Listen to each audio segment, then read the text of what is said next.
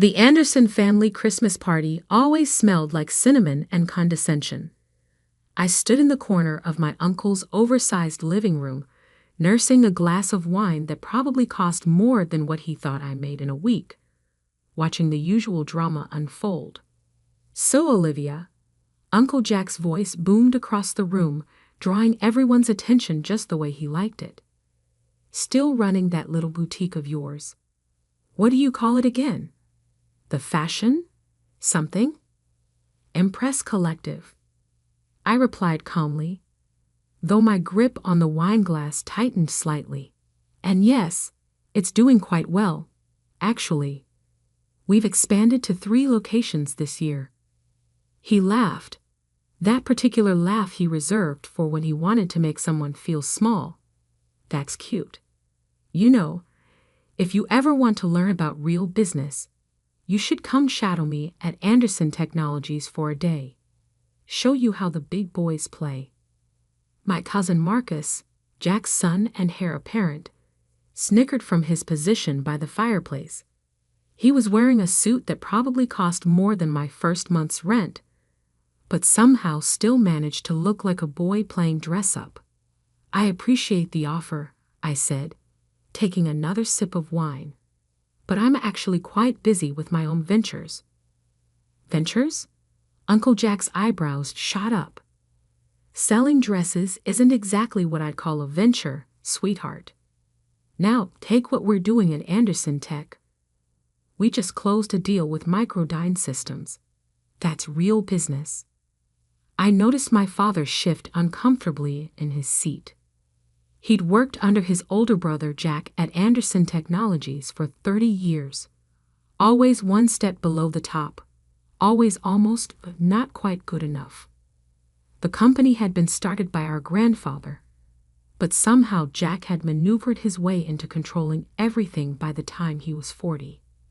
"The Microdyne deal," I said thoughtfully. "That's the one where you're supplying their new manufacturing line with processing chips, right?" Jack's eyes narrowed slightly. "Been reading the business pages, have we?" Something like that. What he didn't know, what none of them knew, was that I'd been doing a lot more than reading. The little boutique was just the visible tip of a very large, very carefully constructed iceberg. While they were all busy underestimating me, I'd built something they couldn't even imagine. My phone buzzed in my pocket. Another update from my real office. I excused myself and stepped into the hallway, leaving behind the sound of Jack launching into another story about his latest business triumph. The message was from Sarah, my COO. "Sterling acquisition is complete. We're ready to announce whenever you give the word." I smiled, thinking about what was coming.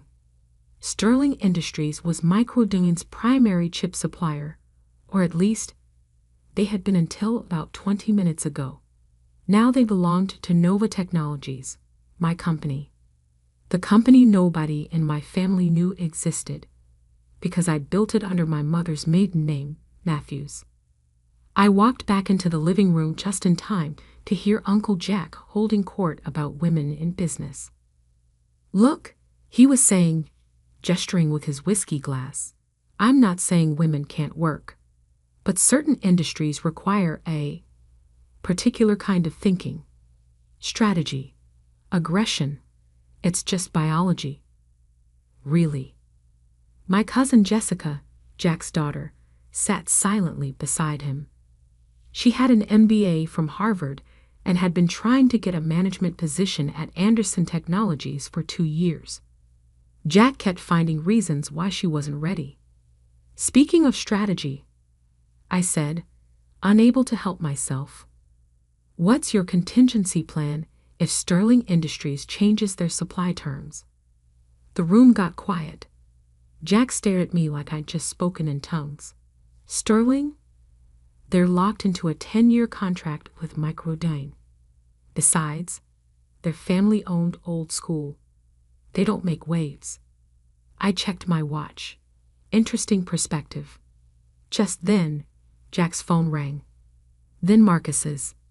Then half the phones in the room started buzzing.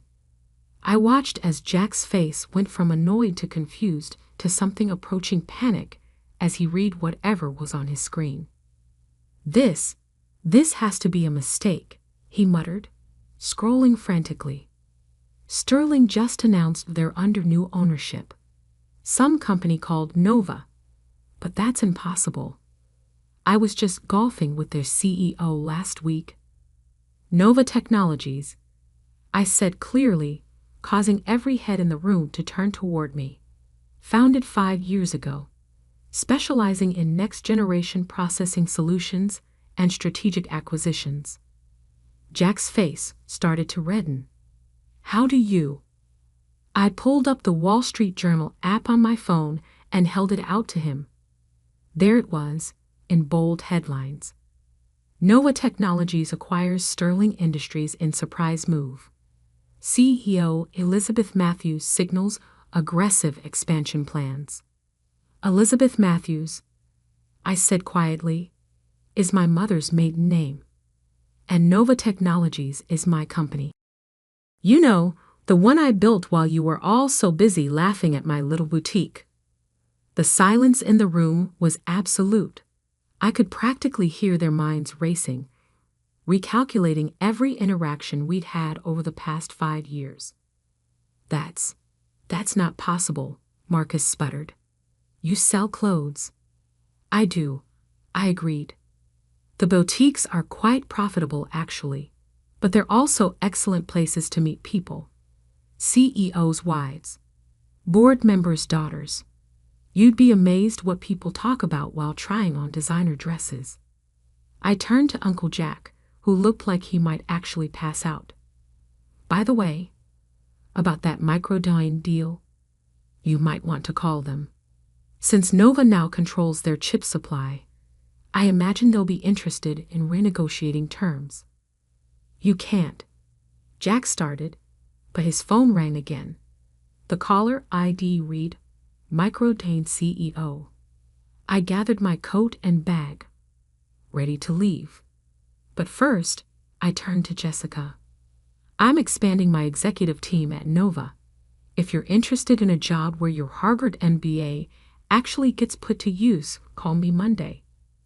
As I walked toward the door, I heard Uncle Jack's voice, smaller than I'd ever heard it before.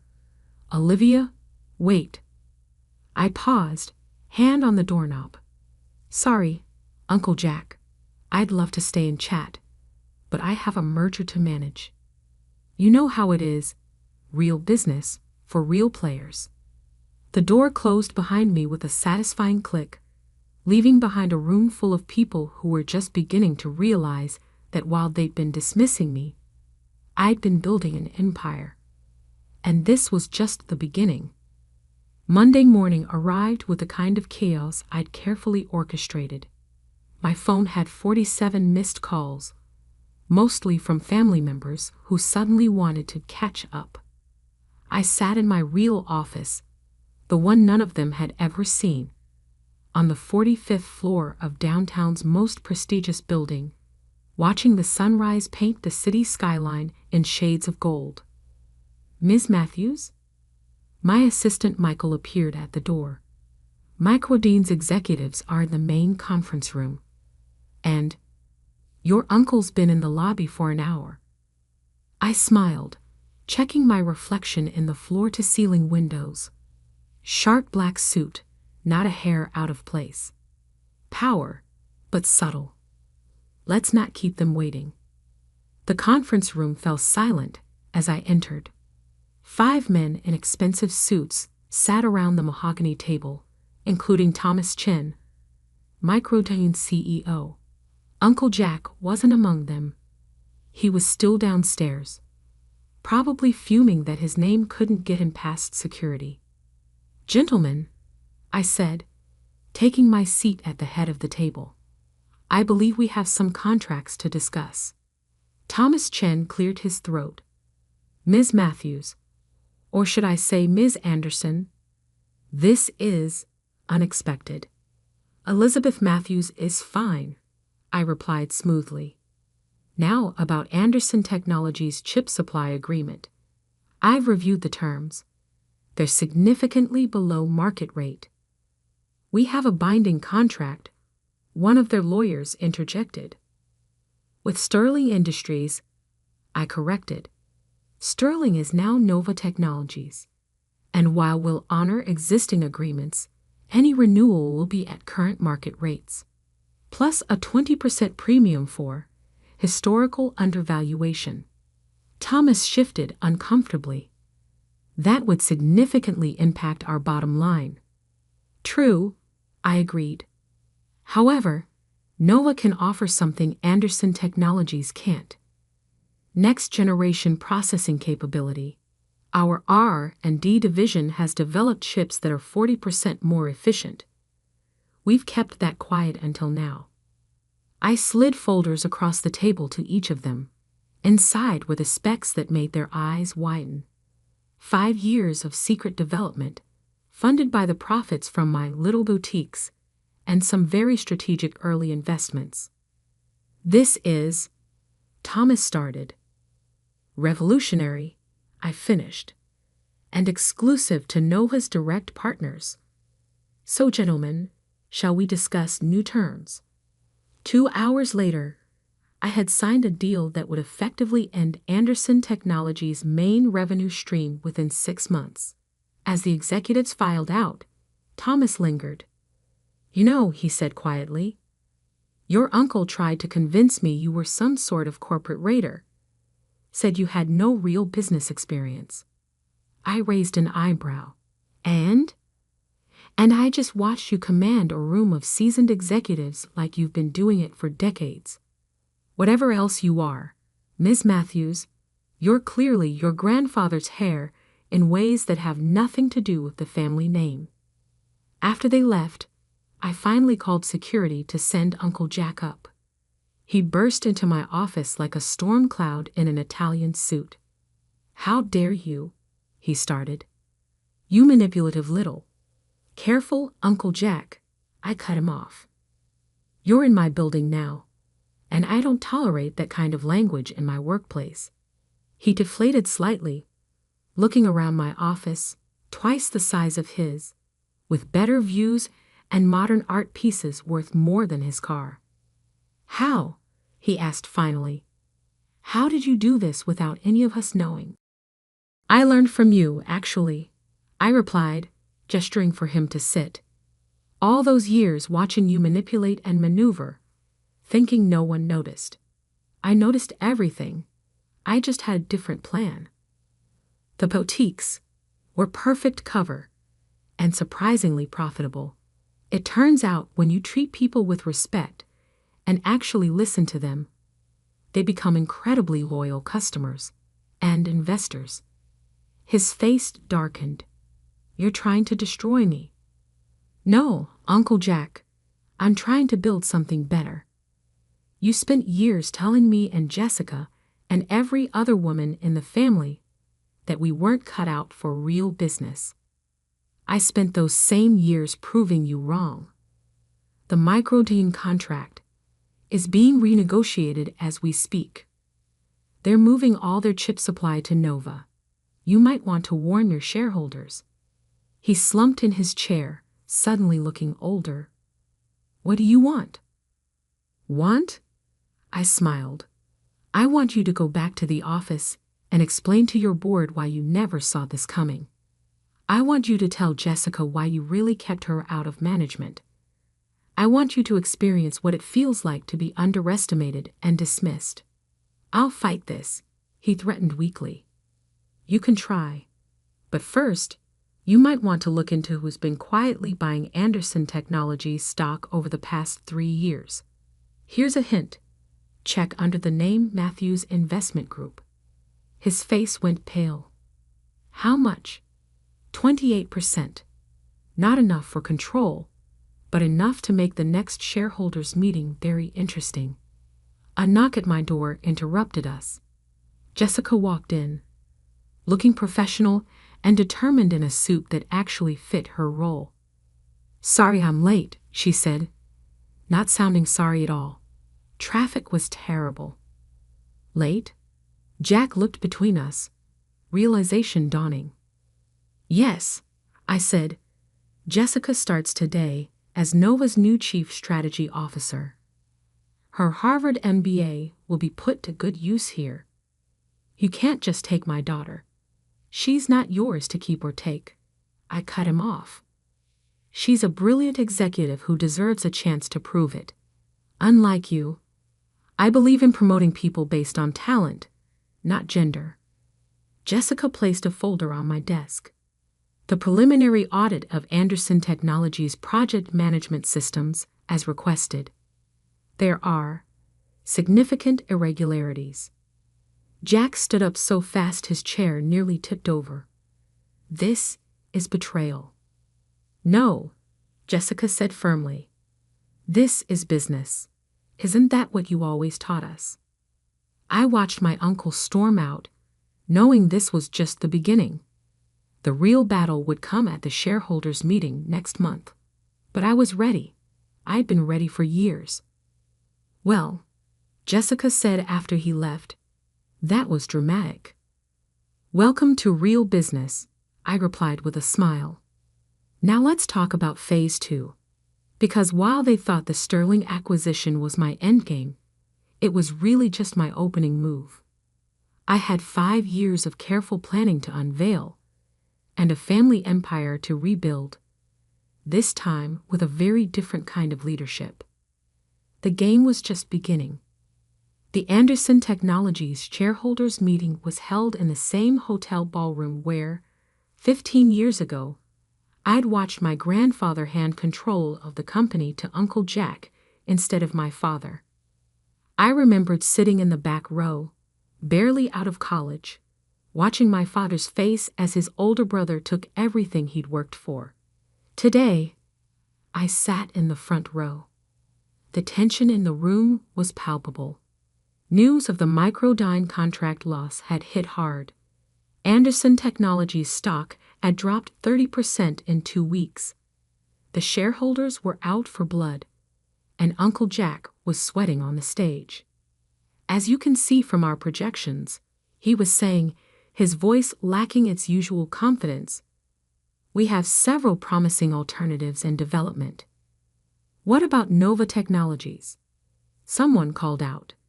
Is it true they now control our entire supply chain? Jack's eyes found mine in the crowd. I smiled pleasantly.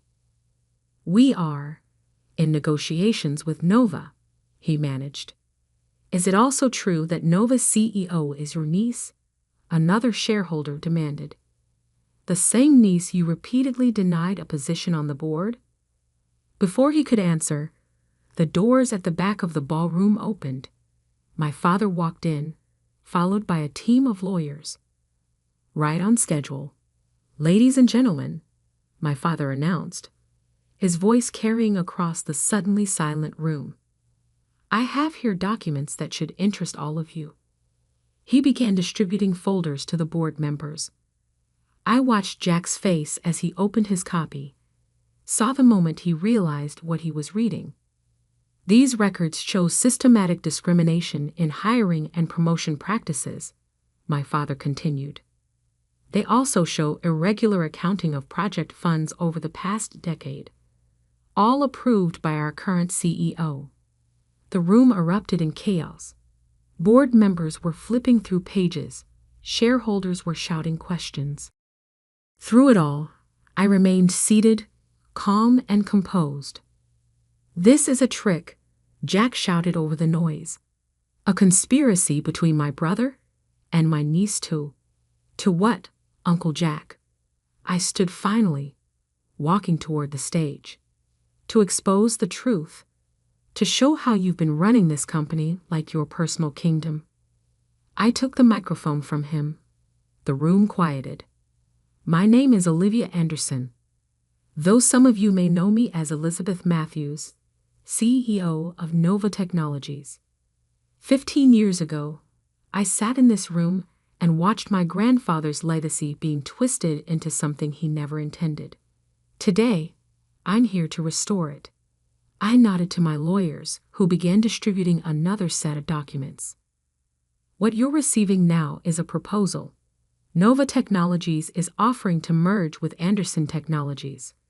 A full restructuring, new management, and immediate implementation of the next-generation processing technology that Microdyne has already signed on for. The room buzzed with excitement. These were business people, after all. They could see the potential. This merger would not only save the company but position it as a market leader in tech innovation. The Anderson name would remain, but the company culture would change. No more discrimination. No more nepotism. No more old boys club. "You can't do this," Jack sputtered. "The board would never." Actually, one of the board members stood up. "Given these revelations and the company's current position, we're obligated to consider any offer that could protect shareholder value." And with Matthews Investment Group's 28% stake, another added, "combined with the proxy votes Ms. Anderson has already secured, I believe she has the numbers." I turned to face my uncle directly. "You told me to stick to my little shop. That real business was for men." "Well, Uncle Jack, this is real business, and you've just been outmaneuvered by a girl who sells dresses." The vote was almost unanimous. By the end of the day, I was standing in my grandfather's old office, now my office, looking out over the city. The portrait of him still hung on the wall, his kind eyes seeming to twinkle with approval. A knock at the door interrupted my thoughts. It was Jessica, carrying a bottle of champagne and 2 glasses. "So," she said, pouring the drinks, "CEO of both Nova and Anderson Technologies. Not bad for someone who was supposed to stick to retail." I laughed, taking a glass. "How's your father taking it?" "He's adjusting." The board's severance package helped soften the blow, though I think his ego took a hit when they named me Chief Operating Officer. "You earned it," I said firmly, "and not because you're his daughter or my cousin, because you're brilliant at what you do." We clinked glasses and looked out at the sunset painting the sky in shades of victory. "You know," Jessica said thoughtfully, "I kept wondering all these years why you never fought back when they dismissed you. Now I understand. You were playing the long game." "I learned something important running those boutiques," I replied. "Success isn't always about being the loudest or most aggressive. Sometimes it's about being patient, observant, and building something so solid they can't ignore it when you finally reveal it." My phone buzzed. Another message from Thomas at Microdyne, confirming our expanded partnership.